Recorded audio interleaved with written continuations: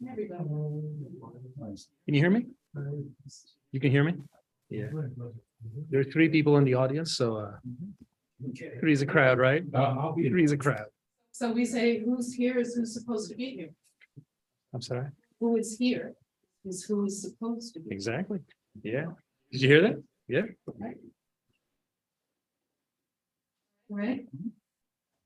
Does it matter where I stand? Can I stand right here? I know you can hear me without this, but we're recording, right? Good evening, everyone, and welcome to the National Jazz Music in Harlem. My name is Tracy Hyder-Suffer. I have the pleasure of serving as the executive director of this beautiful place. We're so grateful that each of you has decided to join us here tonight. Thank you for coming out and enjoying the beautiful, it's November, but it's September weather, right? Thank you for coming out and enjoying that with us. My job here tonight is to do exactly what I've done, to welcome you here, to remind everyone that we're a nonprofit organization that depends on your support. Please remember, and support comes in many different ways. It's not only your financial support, which of course we welcome and we need, but support also means bringing your friends to this institution, to this very intimate venue where you can enjoy, as you will tonight, world-class entertainment up close and personal, and probably closer than you can certainly in any of the remaining jazz clubs in New York City. So welcome. I hope you have a wonderful time, and I look forward to enjoying it with you. Thank you very much.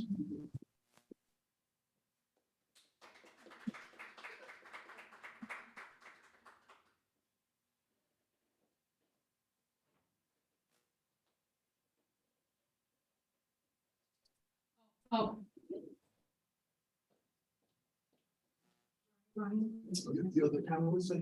They're online. They're in the back. They're here. So I'll be moderating. I'm a curator and cultural producer, here to welcome you to Jazz and the Creative Influence of Islam, a series of conversations and performances supported by Humanities New York. Today's session is titled Improvising for Liberation, Jazz, Faith, and Revolution. From Harlem to Algiers, Malcolm X to John Coltrane, Etta James to Archie Shepp, the intersection of revolutionary Black Islam and jazz between the 1940s and 1970s have had a global impact on popular contemporary culture. This session explores the connections between jazz, faith, and revolution, and how it continues to shape perspectives and music today. We're joined by an esteemed set of panelists, including Dr. Richard Brent Turner from the University of Iowa, whose recent book is Soundtrack to a Movement: African-American Islam, Jazz, and Black Internationalism. Dr. Suad Abdul Khabeer from the University of Michigan, who wrote Muslim Cool: Race, Religion, and Hip Hop in the United States. And from Columbia University, Dr. Hisham Aidi, who wrote Rebel Music: Race, Empire, and the New Muslim Youth Culture. Following this conversation, we will have a performance by musician C.K. Blue. Thank you for joining us. Thank you. Thank you. Thank you, Asad. Thank you, Asad. Can you hear me without the mic? Just in case I veer away. Okay. Good evening, everyone. Just Salam, everybody. Welcome in case those online. I veer. Okay, online and in person. I look forward to having this discussion. Let me begin by asking a broad question. Most of us work on different dimensions of this question. So I'll begin by asking Professor Turner.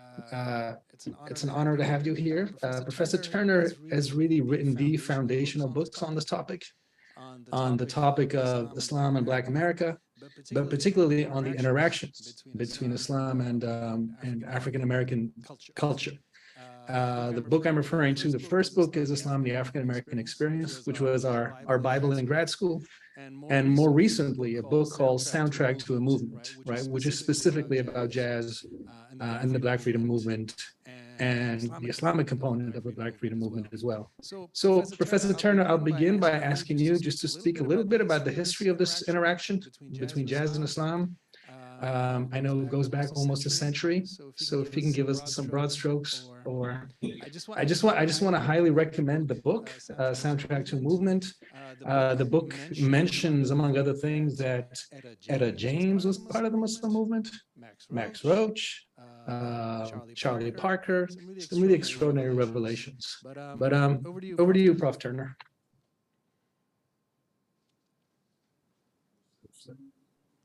Are you muted, maybe? No sound. Are you muted, possibly? Am I okay now? You can hear now?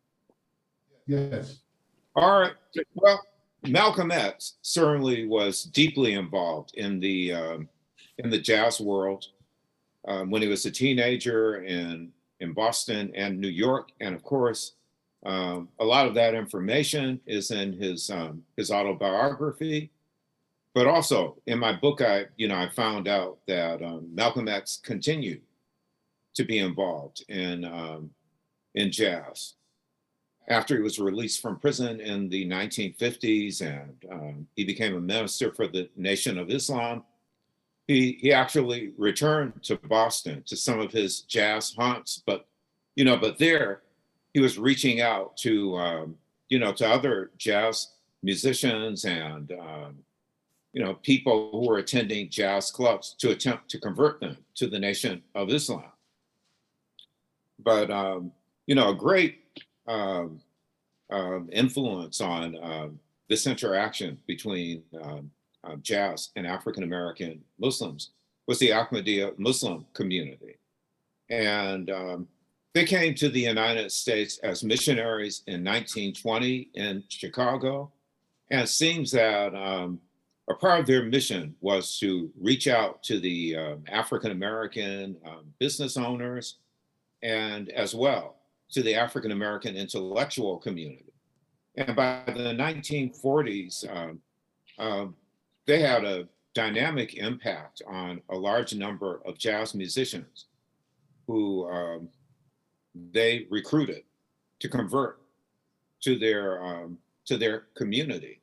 Of course, one of the most famous ones was Yusef Lateef, great saxophonist, flutist.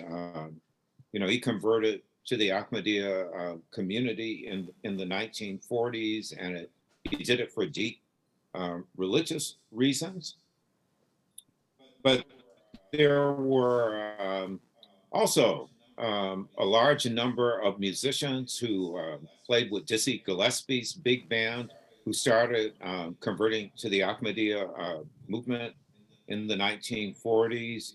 These include people like the bebop drummer Kenny Clark in Pittsburgh, who eventually converted.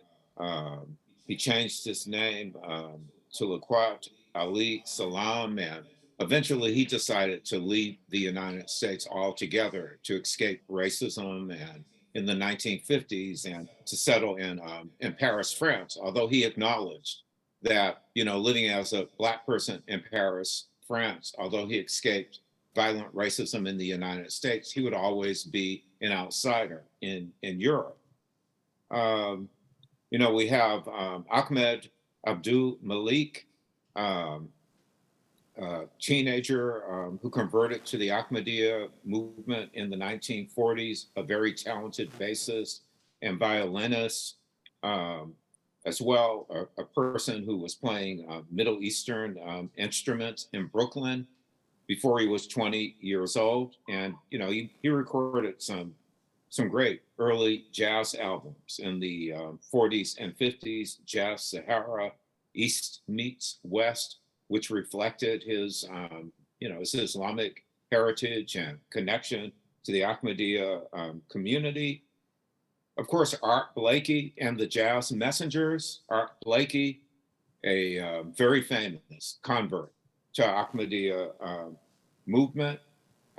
He claims that when he joined the movement because of violent racism in the United States, which he thought had taken away his sense of safety and even had taken away his manhood, that when he converted to Islam, he felt free for the first time. And of course, Art Blakey went on and developed a great jazz group called the Jazz Messengers. But originally in the late 1940s, it was the 17 Messengers, and it had a numerous group of jazz musicians who were affiliated with the Ahmadiyya community.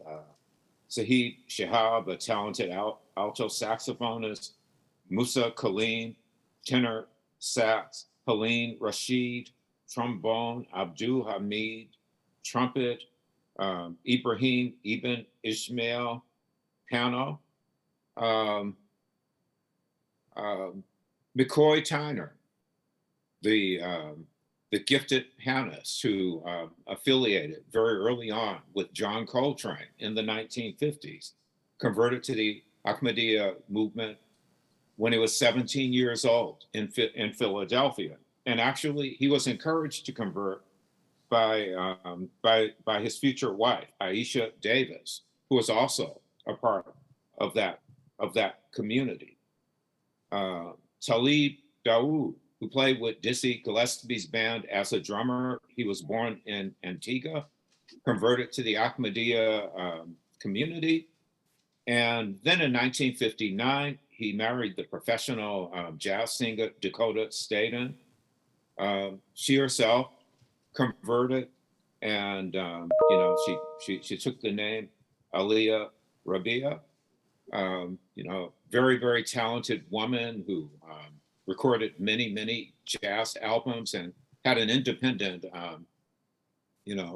life as an artist, as a musician, in her own on her own talent before she married Dawood and converted to the Ahmadiyya community.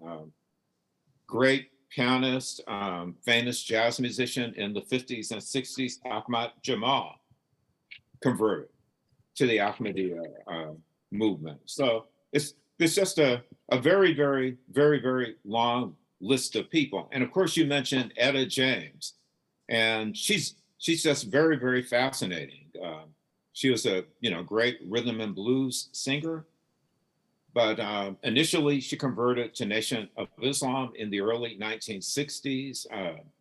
She had come under the spiritual influence of Malcolm X when she was staying at the Teresa Hotel in Harlem.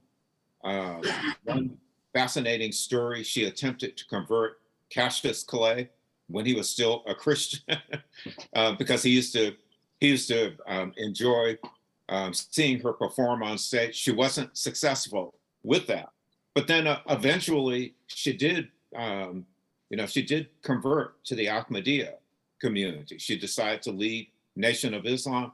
For Etta James, she liked the discipline of both the spiritual discipline of both the Nation of Islam and the Ahmadiyya community, because unfortunately, she had a drug problem, as a number of jazz musicians and rhythm and blues musicians in that period of time had. And I'll just give one final example. He was not a member of the Ahmadiyya Muslim community, but talented saxophonist Lynn Hope in Philadelphia. He converted to Sunni Islam in the 1950s, and his whole family became Muslims, his wife and his 3 children. And they were featured in an iconic Ebony magazine article, which showed their pictures at home. And little known fact is that they decided to leave the United States altogether and went to live in Egypt and Lebanon because of racism in the United States. Lynn Holt said that after he and his family converted to Islam, that we are not Negroes, but members of the Muslim faith. We claim the nationality of our Arabic ancestors as well as their culture. And the sad story about their time in Egypt and Lebanon is that later on, when she was an adult, one of Lynn Holt's daughters said that when they lived in Egypt and Lebanon, they no longer had to be a member of a despised race. They were just people. But the story is that eventually the US government put pressure on them to return to the United States because in the Cold War, it didn't look good for the United States to have a well-known jazz musician leaving the US for good. Because the U.S. was trying to use jazz musicians and its State Department travels throughout the world to paint this rosy picture about about Black people at the height of the the Jim Crow movement and the Civil Rights movement.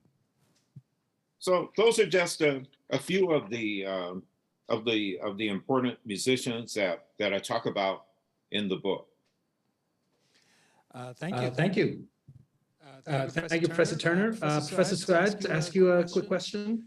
You wrote a wonderful book called Muslim Cool on the influence, sort of the interactions between hip hop and Muslim youth culture, the Islamic aesthetic in hip hop and vice versa. How would you assess the influence of Islamic aesthetics on jazz and jazz aesthetics on Muslim culture before the hip hop era? Right.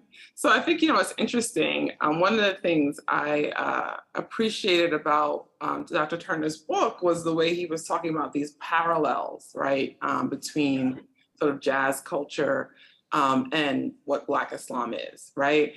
And, I was thinking about that. My book is called Muslim Cool, right? And I'm looking at relationships, hip hop is the sort of descendant, right, of all these kind of older Afro-diasporic musics, including jazz. And, one of the reasons why I called it Muslim Cool is because, it has this, cool is about, resistance, self-awareness, self-determination, right? These are some of the kind of the characteristics of when someone says something is cool, that's what we're talking about, right? And that sort of exactly describes, right, what Black Islam means and has looked like in Black communities, right, in the United States, but also throughout kind of the Western Hemisphere. Notions of being in knowledge of self, right, which is like one of the fundamental principles of hip hop, resistance to white supremacy and oppression, and also a very do for self, right, self-determination type of kind of position in the world. This is how you come into the world, right, in this kind of way. And so I think, I find that, in the ways in which hip hop is expressed in the relationship between sort of Black Islam and hip hop. And so likewise, I think one of the things that I found that's interesting kind of maybe like a continuum of sorts, right, is that thinking about, sort of these jazz musicians. And I was telling someone, it's interesting for someone like me who studies hip hop, and of course hip hop is sampling jazz all the time, right? You have all these kind of things that are happening, but jazz is like the elite culture now, right? And hip hop, right? Although, it's getting a little murky these days, but hip hop was the oppositional culture. And so, but jazz also, right? Like, and particularly in the period that Dr. Turner's book is talking about, is an oppositional culture, right? They are resisting things sort of sonically and in the ways they're doing the music, right? And then also in the personal choices they're making and the kinds of, places and, transnational relationships, et cetera, that they're drawing on, right? So there's also this oppositional culture. And Islam, fits in. I like to say that Black Islam is a part of, Black vernacular culture, like everyday culture. Like everybody got a cousin named Rashid, you know what I mean? People know that we don't eat pork, like there's these things, right? That are just very much, part of that. And what it means to be conscious, right, is very much about what it means to sort of be Muslim and have a relationship to Islam. So for me, I see like this kind of continuum, right, between this relationships of these principles of resistance and of self-determination. And of also stepping out in the world and being different. So it's not just a kind of mentality, but you also change your name, changing how you eat, changing what you wear, right, to make a particular kind of statement. And so you see that in, I think, the jazz musicians of the past, and then you also see it in the ways in which Black Islam manifests itself in hip hop. I'm going to ask you a question, Hisham. Okay, go ahead. All right, because there's something that Dr. Turner said that I wanted to bring up with you because of the work that you've done and because of your great book, Rebel Music, right, which of course inspired mine and cited. And one of the things, I don't know, we call it the complexities of complicity, or like just dealing with that question, because, one of the things I learned about jazz and of that period, right, is it's very much this oppositional, resistant culture. But the ways in which these jazz musicians are traveling, right, and even making these transnational links, some of them is on the State Department dime, right? And so how do we kind of, I guess, I don't deal with that or understand that, that kind of conundrum, so to speak. The conundrum of jazz diplomacy?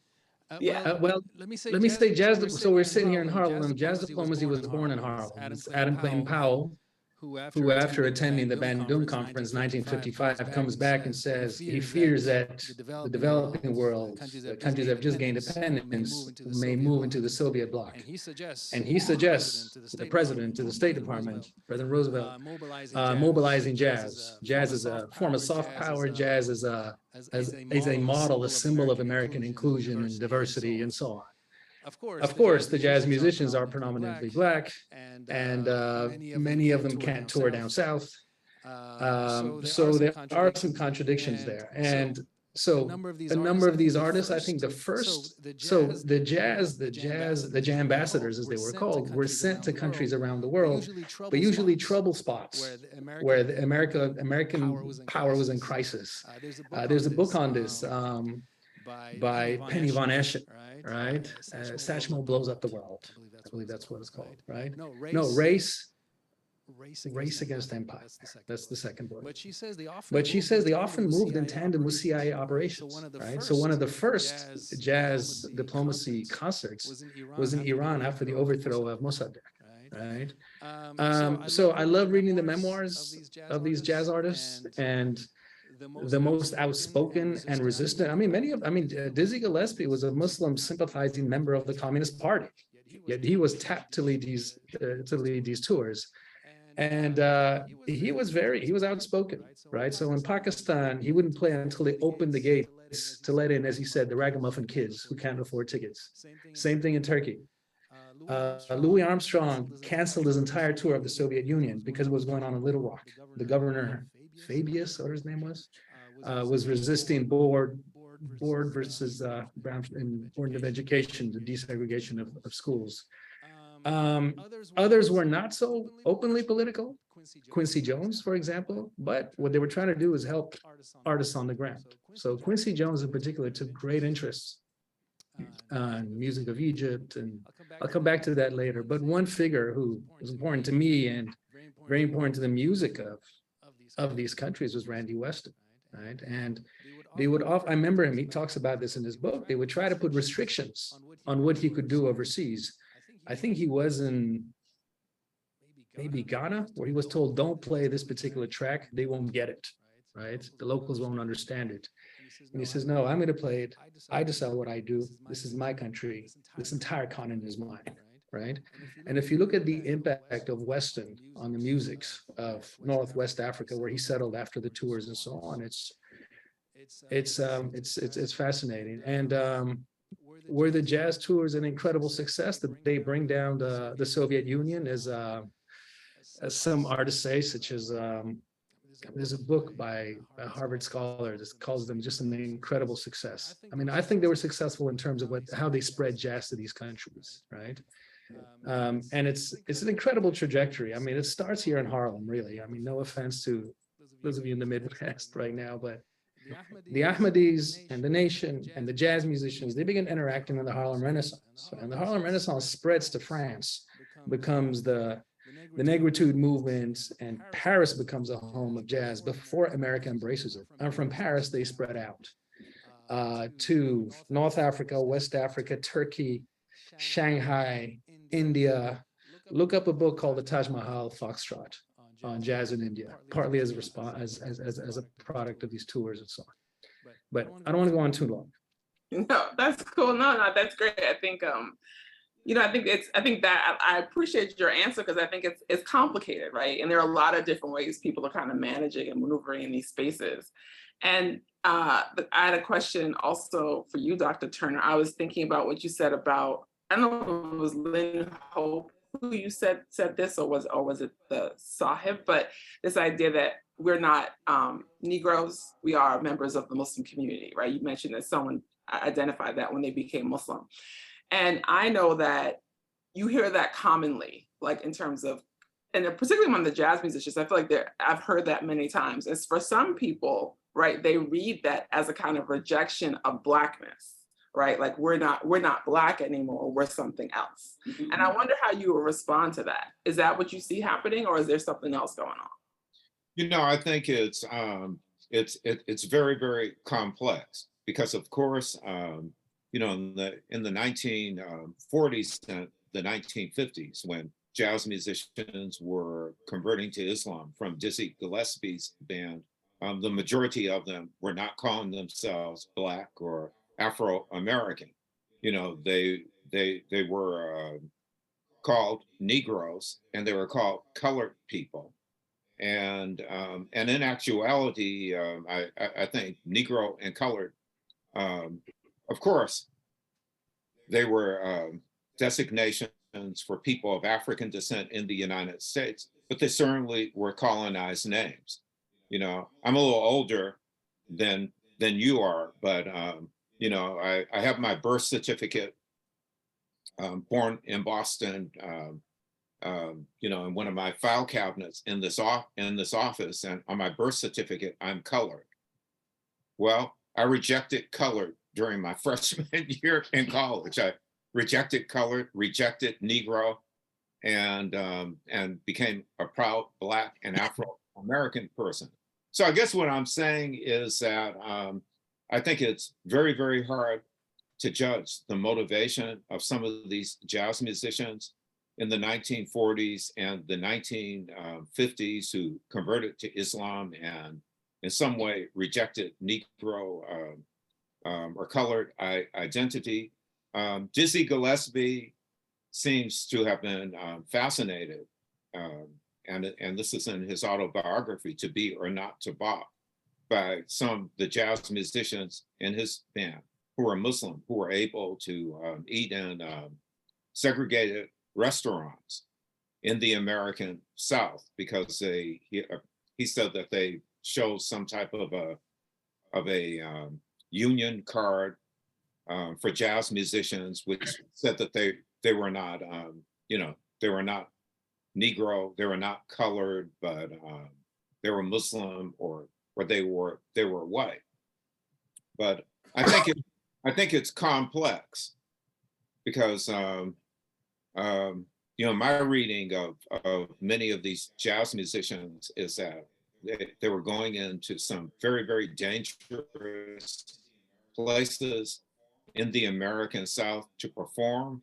And, you know, if we look at the case of Art Blakey, you know, one of the reasons he converted to Islam is because, you know, he performed somewhere in the American South, and he was beat so badly by a racist white person that supposedly he had to have an iron plate put in his head. So, you know, I think it's very, very complicated. So I would tend not to try to judge these musicians who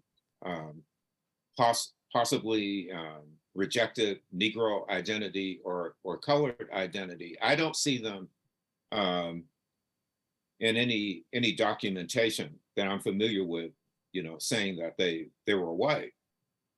But they're questioning Negro identity, they're questioning colored identity, and I think also putting that in the context of you know, some early African-American Islamic leaders such as Noble Drew Ali and the Moorish Science Temple. He had begun doing that in 1913 or 1914, claiming that you know, colored doesn't mean anything.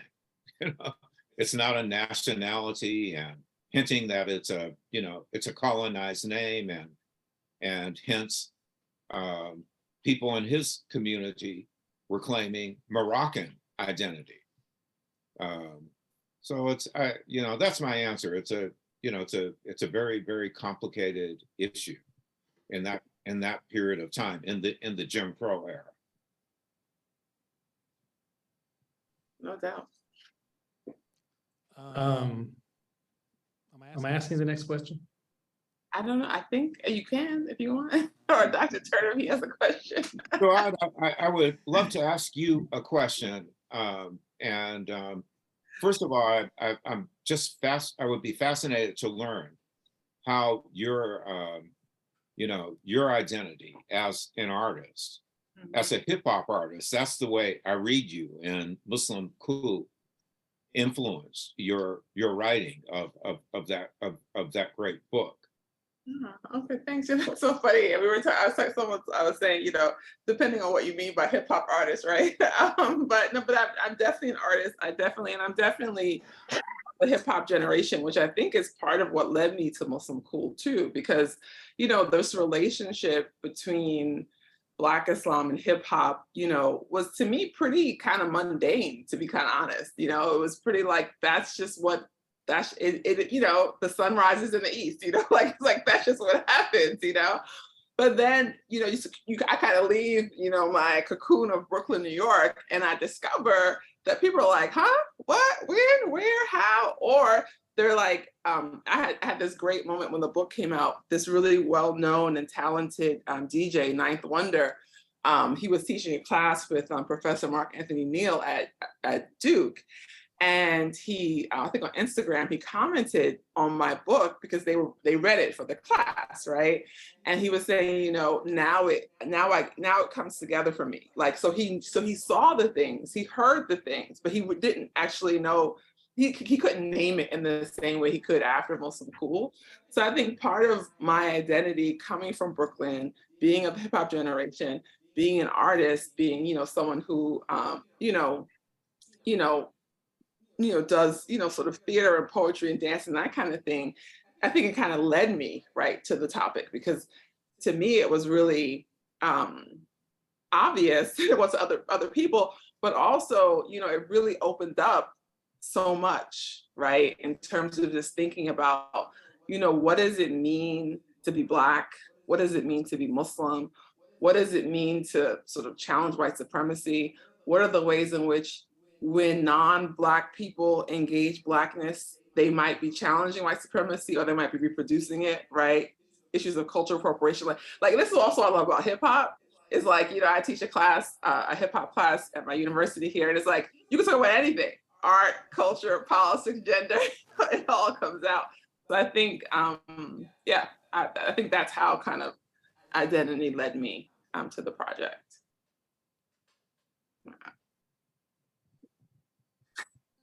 Yeah, I don't know what's next, honestly. John, I have a question for you.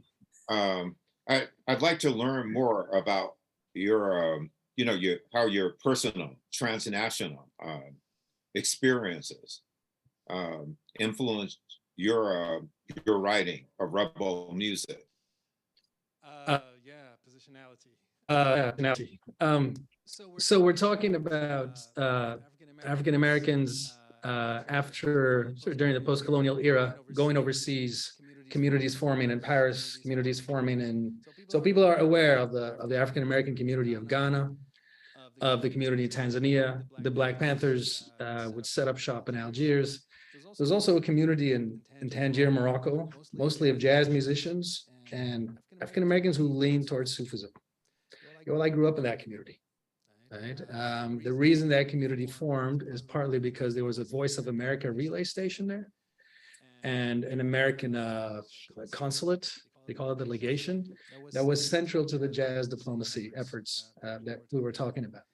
So as a kid in high school growing up, these big figures would come through and perform.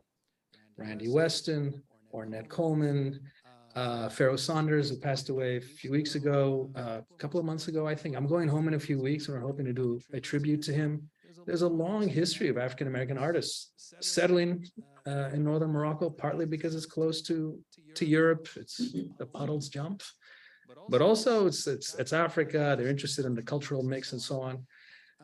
So from the beginning, there was sort of a star in the map of global jazz. And there was one producer who was a young DJ, Jacques Mouyal, a Moroccan DJ at a local station. He began DJing at the age of 15, 1955, Radio Tanger International. when jazz musicians would come through to do a recording for Voice of America that would be broadcast on Willis Conover's show, Jazz Hour, he's a young teenager, he's a kid. He'd invite them over to the station and record them. So once in 1959, Oscar Denard, who many of you may know, may not know, and a brilliant pianist from Memphis, had been playing with Lionel Hampton. He was in town with Idris Muhammad and Jamil Nasser. And so he took them over to the station and he recorded them. They were touring, they had come down from Paris. Then they went to Tunis, then they went to Cairo, and Oscar Denard, at the age of 31, not having recorded anything ever before, he hadn't recorded, he didn't have any records. He died of typhoid. He's buried in Cairo, right? And he was known locally in North Africa as Zayn Mustafa. But so the only recording we have of this artist, this brilliant young pianist, is what was done in a radio station in Morocco in the 50s. So I've made it my job to try to retrieve those recordings, right? It's part of our archive and the American archive and the African American archive. And so in 2017, Jacques Mouillal released this recording. Google it, it's called For Jazzmen in Tangier, right? It's beautiful, right? So it's 2 CDs. The first CD is recorded in Morocco. The second CD is recorded in 1958 at Quincy Jones' apartment on the Upper West Side here, right?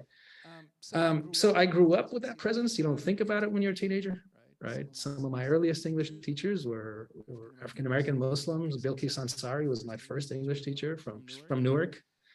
And Morocco has always been very solicitous of, sort of very welcoming of the African diaspora. I think you mentioned, I was talking to someone earlier about Imam Dawood, State Street Mosque. He claimed Moroccan ancestry. He visited Morocco, and Morocco made him ambassador at the United Nations, right? More science, they've long been welcomed, right? So Morocco has long had for whatever reason, pretty close ties to the African American community.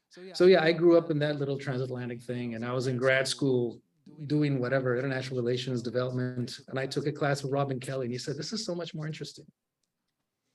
That's how it started. I think it's time for us to begin wrap. I'm seeing, are there any questions from the floor? Or I'm seeing if there are questions online.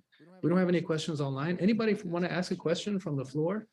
Or we can keep chatting for another 10 minutes or so? Yeah. TK. Recording, Oscar Denard. Wasn't Idris Suleiman on that recording as well? Did I say Idris Muhammad? Yeah, you said Idris Suleiman. Yeah. I stand corrected. So glad to have the jazz elders in their house, right? Any? I know because I had a chance to record with Idris Suleiman. Okay. On Spirit of My Ancestors. And you mentioned about that date from Jacques Mouillal recorded. Right. So I'll add just a quick point before we take other questions. In 2011, Quincy Jones released a remake of, his album Back on the Block, 1990. He has a track called Tomorrow by a very young Tevin Campbell, right? So the North African uprisings begin in 2011, and he releases a version in Arabic, right? I'm like, why would he do that? So I read his biography, and he'd been to Morocco a number of times, and Egypt and so on. So I finally landed an interview with him, right? He was in town, I got an interview. So I said, why did you do this? And he says, oh, I was 19 years old when I went to Morocco, and I did a whole record called Casablanca 51. He went in 1951, right?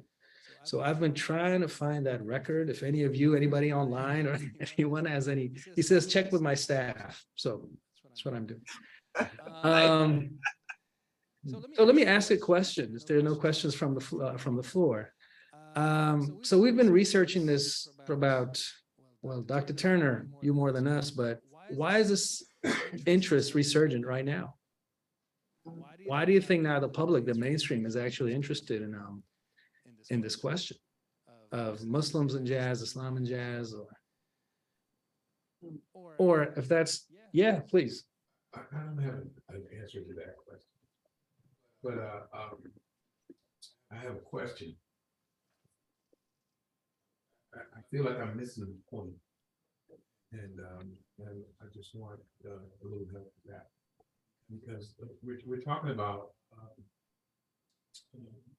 musicians from the African diaspora who re-identified as Muslim. Is this correct? They, I mean, The topic seems to center around identity. Identifying as Muslim as opposed to identifying as Negro. Or that's the question from one of our panelists, but I wouldn't say that. I Okay, would say so- they remained African American. and they focus me became on the point of the conversion to Islam or to being Muslims and its effect on jazz or its relevance with the movement into jazz. You know, I have my thoughts and I do want to share them, but I want to be on the same page. I tend to, I want to be on the same page. So at least bring me up to speed here. So what's the point of these musicians converting to Islam? Earlier you said that they would convert to Islam and then move to Europe to escape the racism. And is this?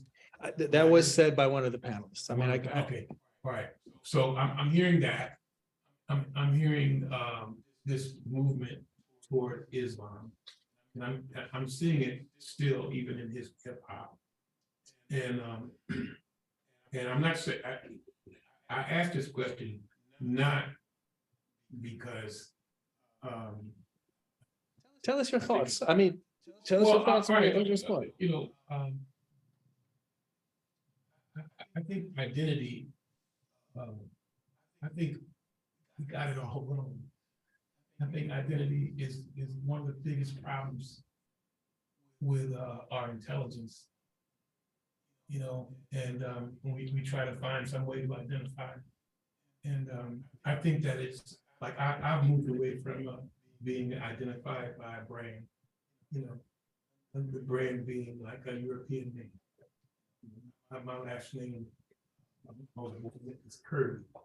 Well, there's no Black people, and Kirby doesn't exist in Africa.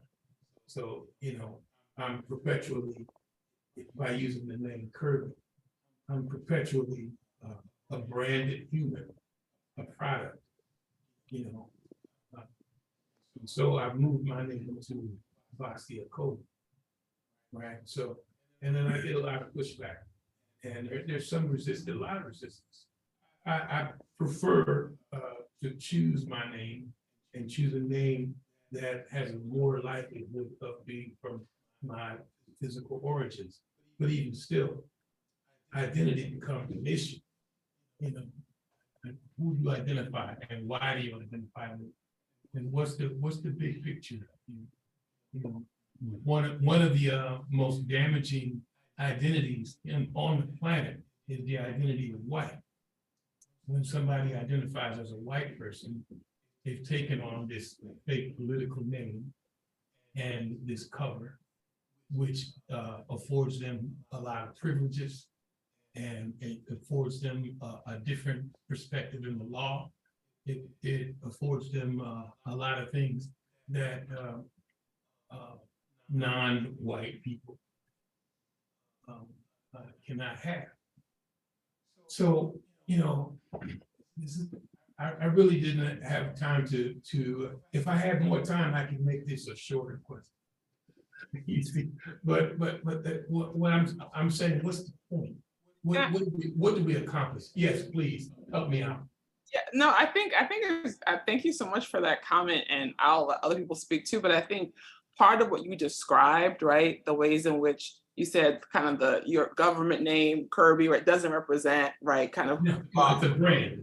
It's a brand, right. Yeah, I think that's product that was created. Right. So I think the kind of consciousness that you're describing for yourself, I think is precisely what led these people to Islam, right? Because what they're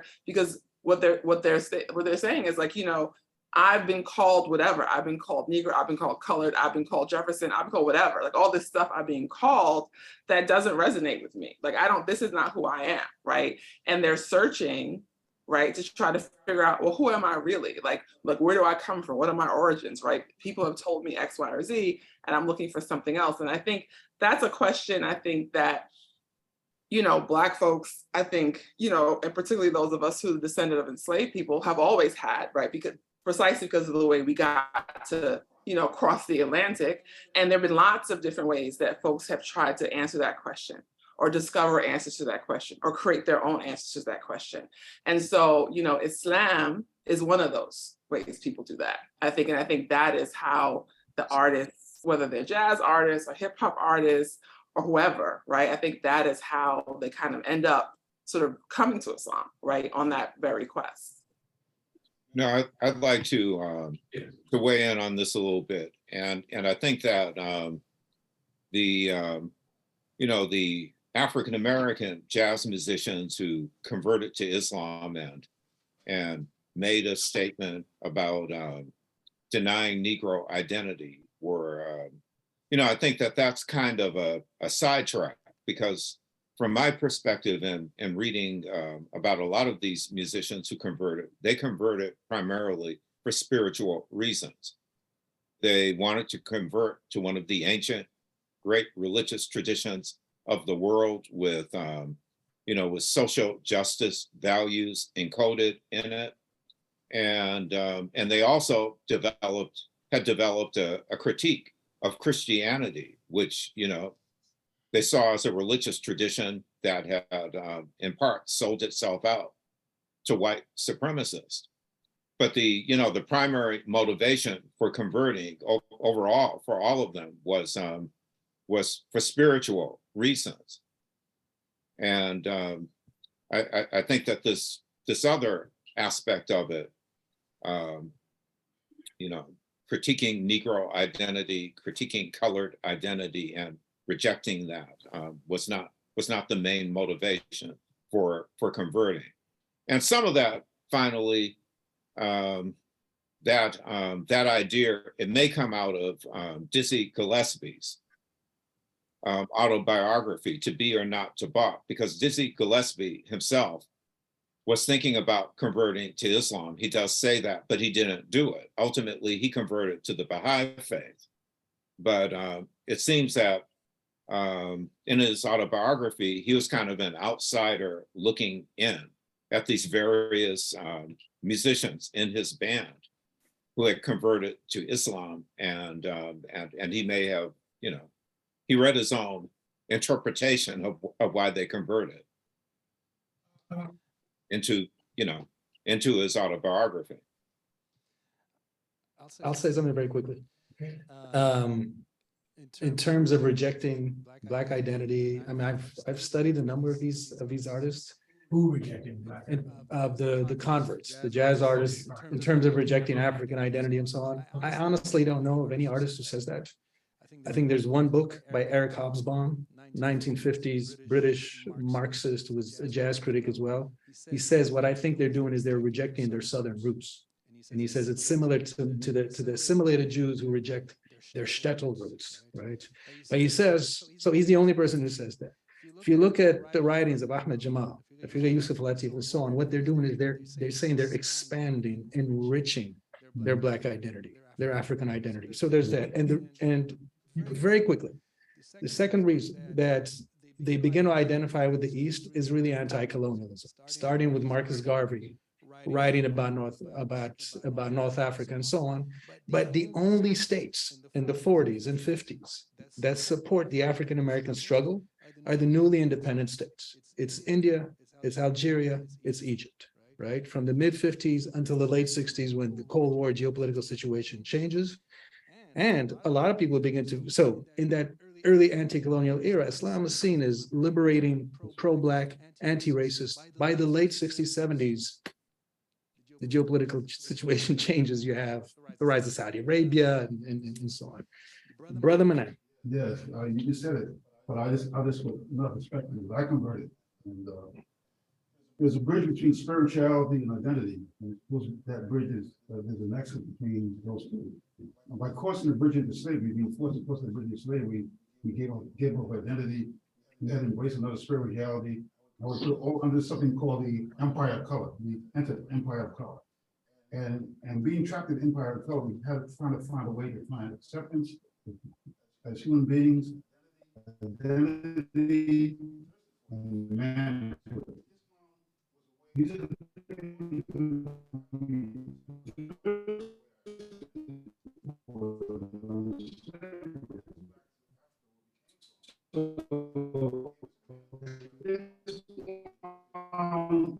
was a way of revolting and having an alternative to this empire of color, which took away our original identity, came from, and gave us a what universal license would be. And still is. Yes. And still is. And an individual voice being supported by the community. So we found this way out of the empire of color, and jazz was a door that allows us to embrace another thought process of how we live our lives in the world.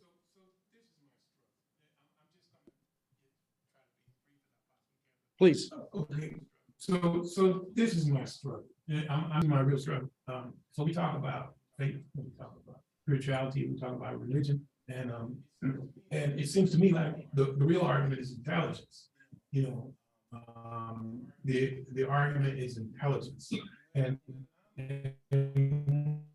when I'm offered the option of faith that is Christianity or some other faith, you know, in itself, faith says you got to believe something that you don't, you know, and so therefore that's asking me, or as a matter of fact, telling me to shut down my questions and just believe something, which is a good way to lower your intelligence. So, you know, it seems to me that when you escape one trap and then you run to another, you know, that's not enough. That's not something I'm going to tell my children to do. Now they can do whatever they want to do, and they are doing whatever they want to do. I don't have any control, but you know, but it seems to me like, okay, you know, let's break it down to this. We're humans. We're all humans. We're all from dirt. We're all from this planet.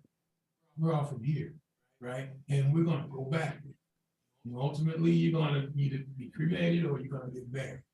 You're going to go back in the earth, right? So all of us, the white ones, the brown ones, the green ones, whatever your social, political, we're all going to go back into the earth.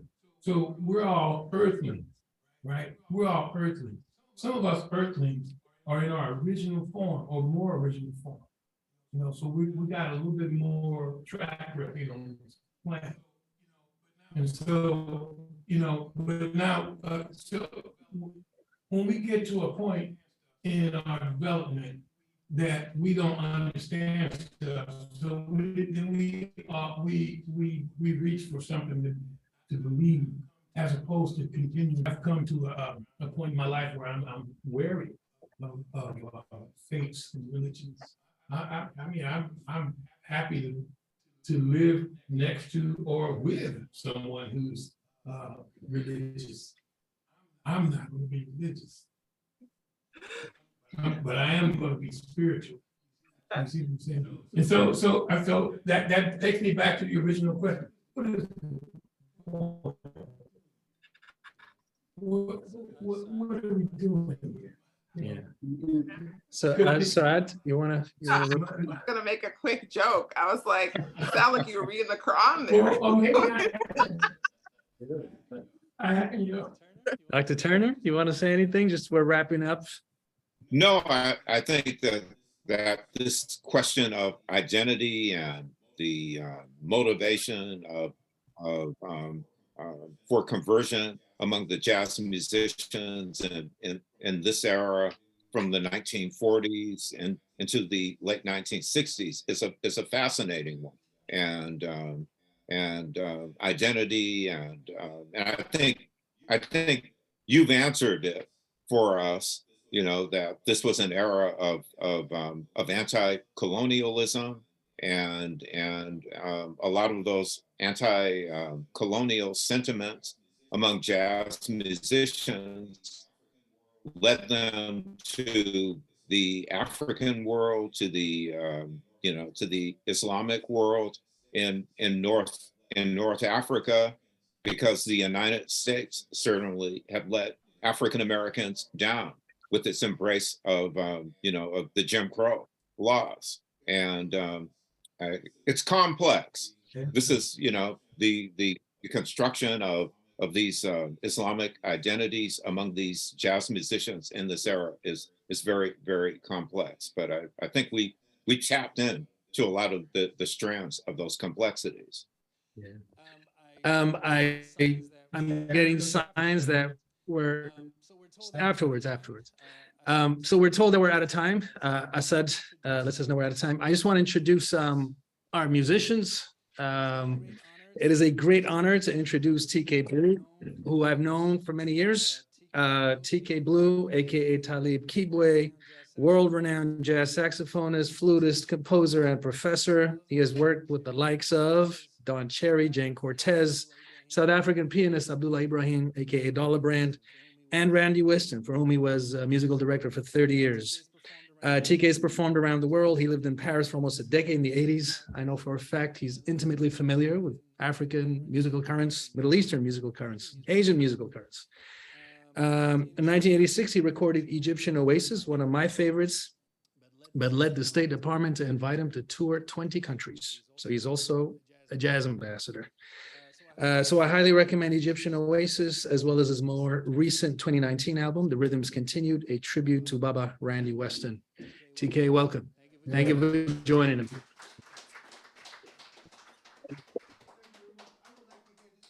All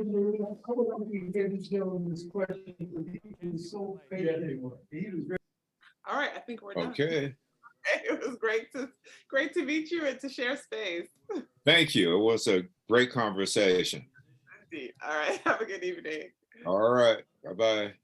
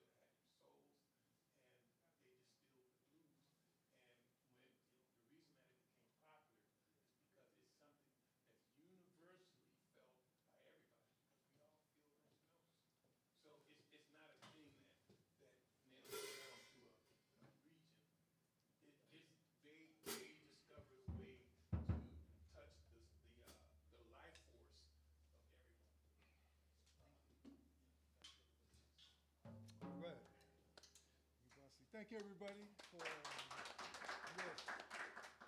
I guess we're online.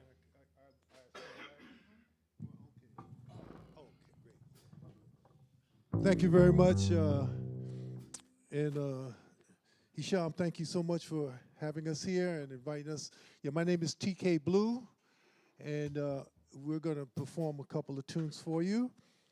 On the piano, please put your hands together and welcome Mr. Greg Murphy. On the bass, please welcome Abasi Okoto.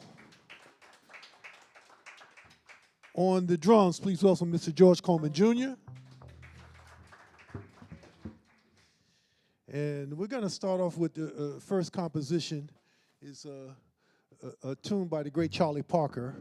And it's a recording that I did in 2010 called Latin Bird. It's all Charlie Parker's music, a lot of music that he performed, but in the Afro-Cuban genre. So we're going to start off with a tune of his, it was a blues he called CC, but we're going to do our little spin on it.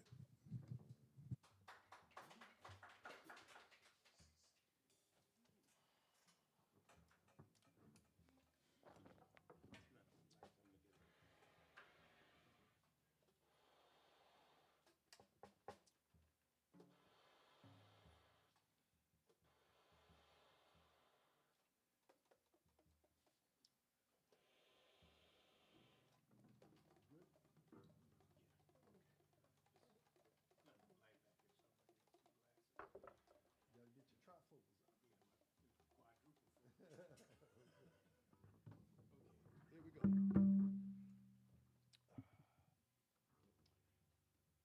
A one, two, three.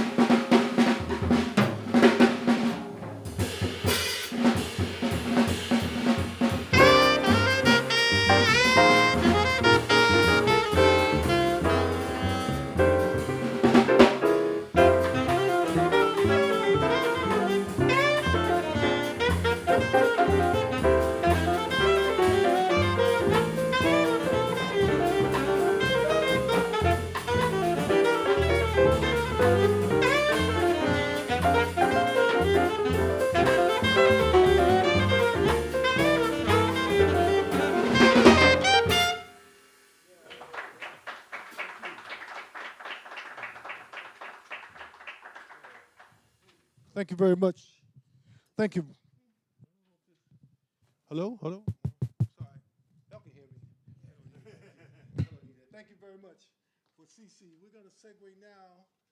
Our brother spoke about Dr. Randy Weston, incredible pianist that I've had the pleasure of being with for many, many years. We're going to do one of his compositions now, kind of an obscure composition. This one's called Portrait of Patsy J. You take the first solo. Okay. 1, 2, 3, 1.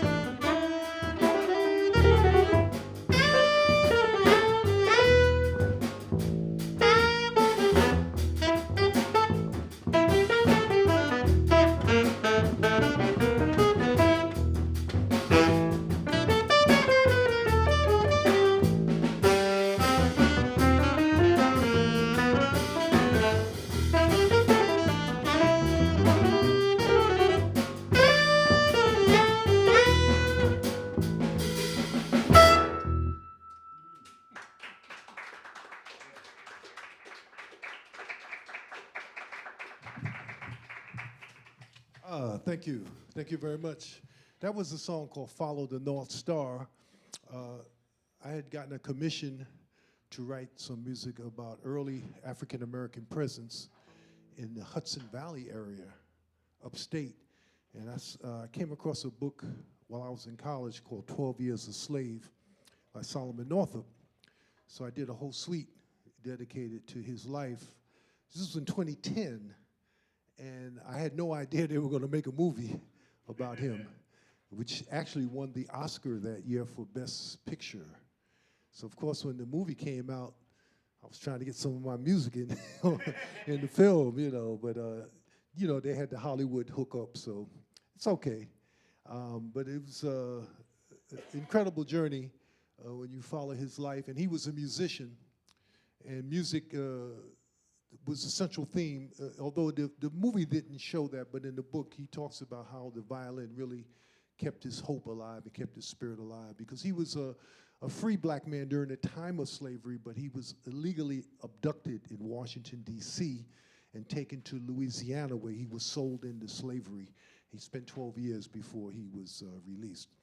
One thing I want to mention, too, in conjunction with the discussion we had earlier, for me personally, it's been an incredible experience, because my early influences in music, in jazz, in learning jazz, happened to come from brothers who were Muslim, who had converted to Islam. In fact, my first teacher at NYU, private teacher for jazz and flute, I was studying flute with him. His name was Khalik Abdul Rauf, and he's an ancestor now, but he was my first flute teacher. And then I had a chance to study with Yusef Lateef. One of my first major tours and gigs was with Abdullah Ibrahim. So it's been a very incredible journey for me, and I just found it was an enlightened period for me to study with these incredible artists. And as I mentioned earlier, when Brother Hisham mentioned about the recording with Brother Denard and Jamil Nasser and Idris Suleiman, who I had an opportunity to record with, Shahid Shihab had an opportunity to tour with. So it's just been a very enlightening experience. And also the great thing that we can't forget when you talk about jazz and you talk about the conversion to Islam, we can't forget that drugs had a huge negative impact on the jazz community. Drugs heroin especially, had a huge negative impact on many jazz artists, and Islam saved many of these artists. You know, many of them converted and they cleaned up and they stopped taking drugs, because drugs was really killing a lot of black people in the community, and especially musicians. I can't tell you how many musicians I knew personally who OD'd from heroin use. In fact, Dr. Randy Weston left New York to go to the Berkshires to get away from the drug scene in New York. So I think that was a very important factor that helped a lot of jazz musicians when they converted, you know, to get away. And of course, racism. As we all know, there's a famous story about Dizzy touring in the South, and he had put on a turban. So when people saw him in a turban, they assumed he was from another country. So he had carte blanche. He didn't have the discrimination against him as other African Americans would have had. So we're gonna do a song now. It was just coincident that in 2018, I had a gig in Brooklyn, after which I stopped by my spiritual father's home, Dr. Weston. And I didn't know there was gonna be other friends there, and somebody took some photos. I have photos of this visit, and I did not know that was the last time I would see him alive. We had such a great visit. We were listening to music, laughing, and his friend took photos. These photos are priceless for me, because it showed the love and admiration that I had for him. And then he left us. He became an ancestor like 2 weeks later. So we're going to do a song now called The Last Goodbye.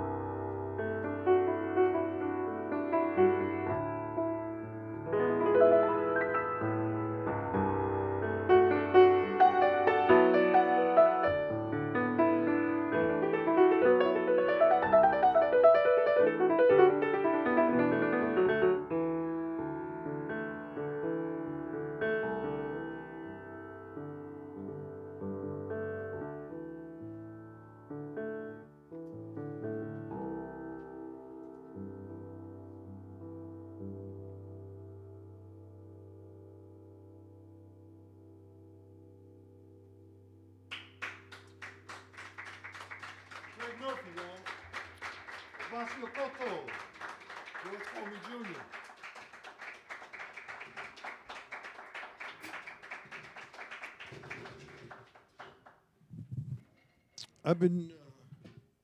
I've been pretty. Hello? Different? Oh, there we go. Yeah. I've been pretty fortunate. As was mentioned earlier, my first recording in 1986, I was 2 years old at that time. It was, yeah, I was what you call a child prodigy. And led to several State Department tours. And I became very interested and enamored with this instrument, which in the States, it became a little popular in the late 60s, early 70s via a group named Earth, Wind, and Fire. And Maurice White used to play this. That's what a lot of folks heard of. People call it the thumb piano, but I play with all my fingers, so I don't like to call it thumb piano. It has different names depending on what part of Africa you find it. Some sections is called Mbira, like in Zimbabwe. Some sections is called Sanza. Other places is called Lukembe, like in Cameroon. And South Africa, they call it kalimba. And I just found another name for it. I found another one of these made out of a gourd. My last trip to Africa, right before the pandemic, I spent a month in Senegal in 2019, and I found one of these on the island of Gorée. And the gentleman said, there they call it bongo. Like the bongos, we call the two drums, but over there they call it bongos. So we're gonna do a song with this instrument. It's called The Wise One Speaks.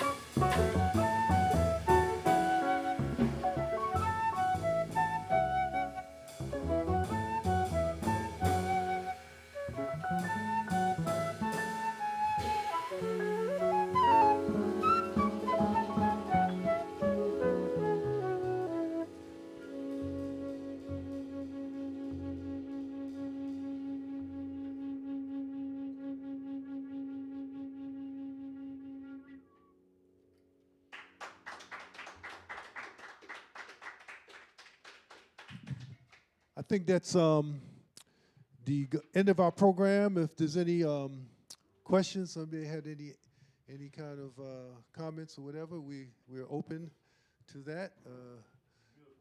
Oh, thank you so much. Thank you. Again, Mr. Greg Murphy on the piano, Abasio Koto on the bass, George Coleman Jr. on the drums, yours truly, TK Blue. And just want to thank you, and it's just been a pleasure. This whole evening has been quite remarkable, and listening to all the comments, and it's all love and it's all positive. It's all love and it's all positive. And you know, I'm really glad as well that I went to school in New York. I went to NYU because during that period it was very rich. In fact, I remember quite well the brothers from the Nation of Islam who used to come by with the bean pies and the magazines, fish, and they had stores up in Harlem. You know, it was great when you really think about it. Self-determination is really what, you know, what the Nation of Islam was about. You know, having their own land, growing their own food, having their own stores. All of that, I think, is very, very positive. And the main thing that we can credit the Nation of Islam for is cleaning up a lot of the brothers and sisters in the black community who were strung out, who were destitute. And then to see these brothers and sisters who were former prostitutes, now they dressed in white with you know, with the head wrapped and everything. It's just a beautiful thing to see that upliftment to something really positive coming from something very negative. So those things I can't overemphasize enough with some of the benefits from the conversion to Islam that a lot of African Americans experienced during that period. So I don't know if there's any other comments. Yeah, I'd just like to say something real quick too in terms of I myself am not Muslim, but I'd like to echo what TK said, because one of my most important teachers, Billy Higgins, was a former drug addict, and his conversion to Islam really changed his life. And I remember one of the first lessons when I went to see him, we didn't really even talk about the drums. We just talked about life and some of the things that he had experienced.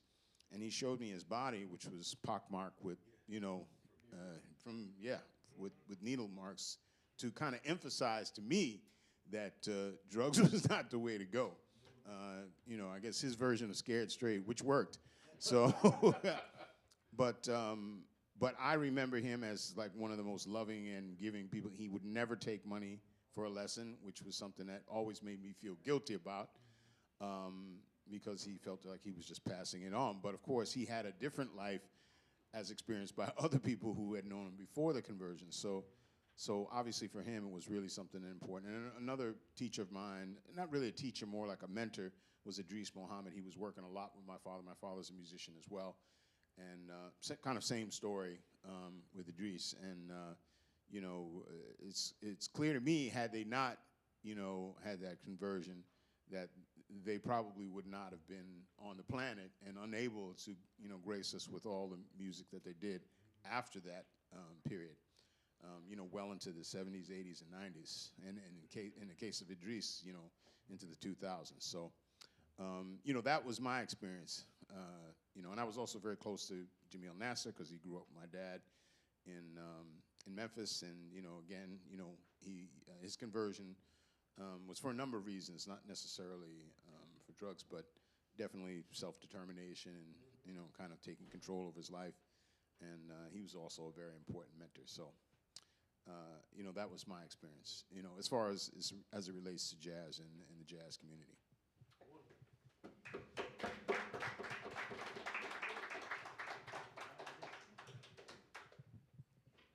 I'd like to thank everybody for coming, and I want to say that one of the things we say about the National Jazz Museum in Harlem is that we tell the truth about jazz, and part of that truth is the stories that you don't hear and the experiences that you don't have in other places, and or certainly not, maybe they're the same stories but not told from the same perspective. And the influence of Islam and jazz and Islam is one of those stories. So I want to thank everybody for being here. I want to thank everyone for being here. Thank you, all of you, for sharing your talent and your knowledge. Thank you so much. Have a good night, everybody.